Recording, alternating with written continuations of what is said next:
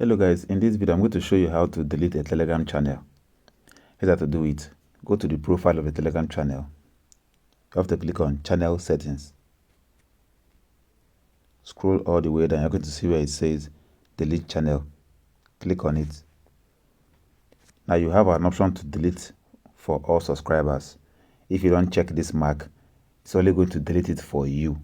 But if you check this mark, it will be deleted from all subscribers. So when you check this mark, everybody are not going to see the channel anymore. It will be deleted from everyone. So that's how you delete a channel on Telegram. That's all for this video. See you guys in the next one.